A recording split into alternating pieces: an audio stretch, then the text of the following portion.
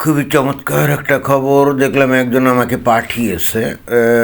হঠাৎ করে খবরটার দিকে নজর গেল এবং খবরটা দেখে আমি এতই আবেগে আপ্লুত হলাম, আনন্দে উচ্ছ্বসিত হলাম যে বিষয়টার উপরে একটা ছোটোখাটো ভিডিওর অবতারণা না করে কিন্তু আমি থাকতে পারলাম না।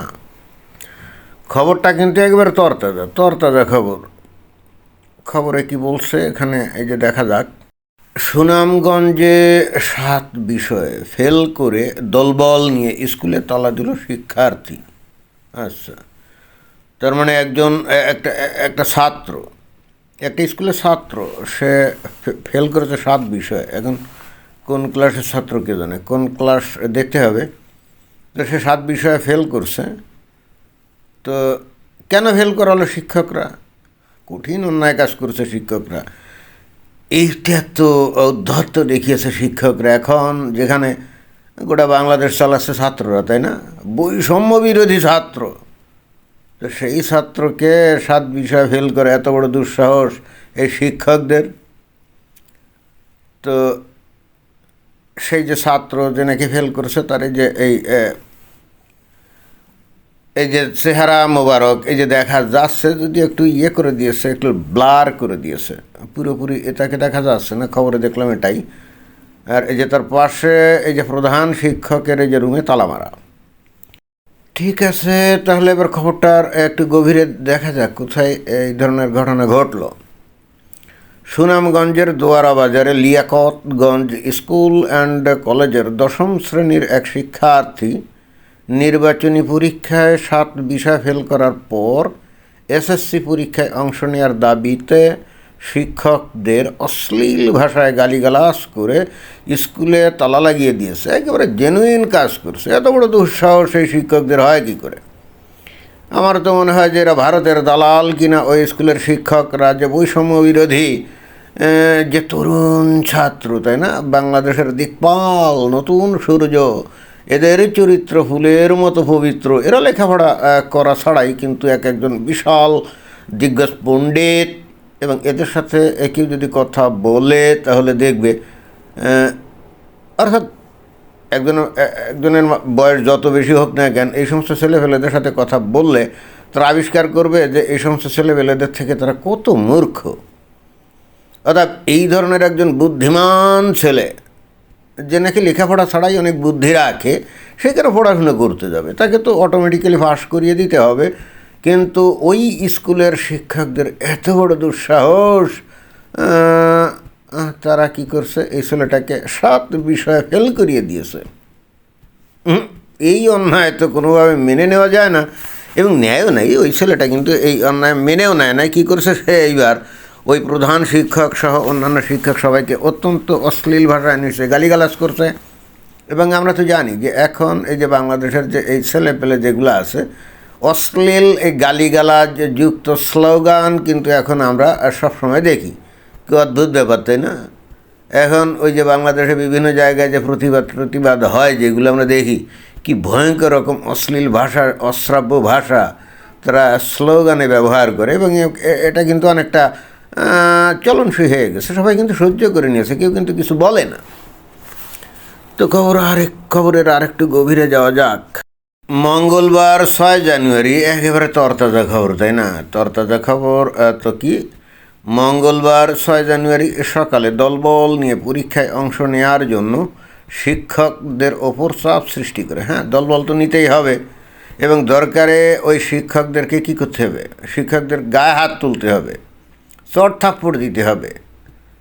হ্যাঁ, এটাই তো করতে হবে। কারণ একবার দেখলাম যে ওই কোনো একটা ঘটনা, এই কিছুকাল আগে, বছরখানি আগে, স্কুলের ছাত্ররা কিন্তু তার শিক্ষকদেরকে চড় থাপ্পড় দিয়ে আবার ওই যেটা নাকি খবর সংগ্রহ করছিল, সেই একেবারে টেলিভিশন ক্যামেরার সামনে বীর দর্ভে বলছে যে অমুক স্যারকে আমি থাপ্পড় মেরেছি।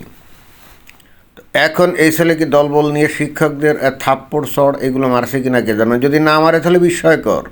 এটাতে আমি কিন্তু আশ্চর্য হলাম, মারারই কথা। তো তারপরে কি বলছে যে কমিটির সিদ্ধান্ত অনুযায়ী পরীক্ষায় অংশ নিতে অস্বীকৃতি জানালে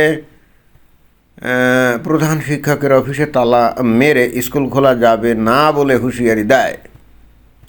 তালার ঘটনাটি এ শিক্ষক ভিডিও করলে কত ভাষায় গালিগালাজও করে ওই শিক্ষার্থী। হ্যাঁ, সেটা তো করতেই হবে, এত বড় দুঃসাহস, তালা দিয়েছে ছেলে।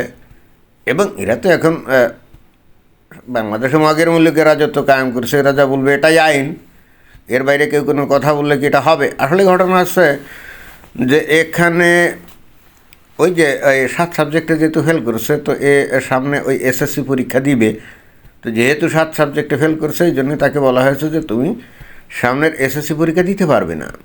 তো তখনই ছেলেটা কিন্তু খেপে গেছে, এই খবর থেকে যেটা বোঝা গেল। এ বিষয়ে ভারপ্রাপ্ত প্রধান শিক্ষক হাসিনা মমতাজ বলেন, টেস্টে যারা 4 বিষয়ের উপরে ফেল করবে তারা মূল পরীক্ষায় অংশ নিতে পারবে না, এটা কমিটির সিদ্ধান্ত। 10ম শ্রেণীর শিক্ষার্থী আরিফ টেস্ট পরীক্ষায় 7 বিষয় ফেল করায় তাকে এসএসসি পরীক্ষায় অংশগ্রহণের সুযোগ দেওয়া হয়নি। এতে ক্ষুব্ধ হয়ে সে স্কুলে এসে শিক্ষকদের সঙ্গে অসদাচরণ করে এবং স্কুলের কক্ষ তালাবদ্ধ করে দেয়। তো এটা তো খুবই অন্যায় কথা। এখন দেশ চালাচ্ছে ডক্টর মোহাম্মদ ইউনূস এবং তার যে ছাত্ররা, তাই না? ডক্টর মোহাম্মদ ইউনূস তো এই কথাই বলছিল যে ছাত্ররাই তাকে নিয়োগ দিয়েছে, এ কথা তো একবার বলছিল। এখন সেই ছাত্ররা পড়াশুনো করবে কি করবে না এটা তো তাদের ব্যাপার, এবং পড়াশুনো তারা কেন করবে? কারণ সে তো দেখছে তারই সহযোগী বা তারই পরিচিত কত ছাত্ররা পড়াশুনো না করে পরীক্ষা টরীক্ষা কিছুই না দিয়ে তারা কিন্তু লাখ লাখ টাকা আয় করছে, তাই না? তো এই ছেলে চিন্তা করছে পড়াশুনো করে লাভটা কী, পড়াশুনো করবে কী কারণে? ভবিষ্যতে চাকরি বাকরি ব্যবসা বাণিজ্য করবে, আয় উপার্জন করবে, তো তা ওগুলো ছাড়াই যদি লাখ লাখ কোটি কোটি টাকা আয় করতে পারে, তাহলে এই ছেলেপেলেরা পড়াশুনো কেন করবে? এবং এখানে সে 7 সাবজেক্টে ফেল করছে, তো সে যে পুরা সকল সাবজেক্টে ফেল করে না এটাই তো বেশি, তাই না? এবং সেটাই তো স্বাভাবিক হওয়া উচিত। এখন ছেলেপেলেরা তো পড়াশুনো করে না, তারা স্কুলে যায় না, ক্লাস করে না, বই খোলে না, কখনও তারা বইয়ের মুখ দেখেই না, তো তারা পাশ করবেই বা কেন? আর পাশ করার তো তাদের দরকারও নেই, লেখাপড়া করার তো তাদের দরকার নেই। লেখাপড়া ছাড়া, পাশ করা ছাড়া যদি আয় উপার্জন হয় তাহলে তারা কী কারণে লেখাপড়া করবে? এটা তো আমার বোধে আসে না। তো যাই হোক, এখন কথা হচ্ছে তারপরেও তো কেউ একেবারে কবঠা কোনো সার্টিফিকেট নেই এরকম তো হতে পারে না। অ্যাটলিস্ট এসএসসি, এইচএসসি, এমনকি গ্র্যাজুয়েশনের সার্টিফিকেট তো তাদের থাকা দরকার। তো এগুলো তারা তো এমনিই পাবে। আমি বুঝছি না এই বাংলাদেশের ছাত্ররা কেন এখন আন্দোলন করছে না যে কোনো রকম পড়াশুনো পরীক্ষা ছাড়াই তাদেরকে সার্টিফিকেট দিতে হবে, ওয়ান আফটার অ্যানাদার।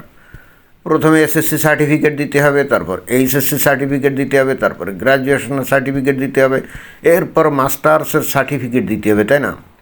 তো এটা তো তাদের উচিত এখন আন্দোলন করা যে তারা পড়াশুনো করবে না। এবং ওই একটা স্লোগান শুনছিলাম হীরক রাজা দেশে নামক একটা মুভিতে অনেক আগে, তো ওই মুভিতে রাজা একটা চমৎকার কথা বলেছিলেন। সেটা কি? জানার কোনো শেষ নাই, জানার শেষটা বৃথা তাই।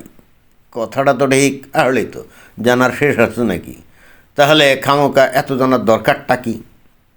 আর পড়াশোনা করে বাংলাদেশে হবেই বাকি, কারণ পড়াশোনা ছাড়াই যদি সব কিছু পাওয়া যায় বাংলাদেশে, সেই কালচার তো অলরেডি আমরা দেখতে পাচ্ছি, তাই না? তো তাহলে পোলাভাইনটা কেন পড়াশুনো করবে? আমার কেন জানি মনে হয় যে পড়াশুনো করার এই চলটা বাংলাদেশ থেকে তুলে দেওয়াই উচিত।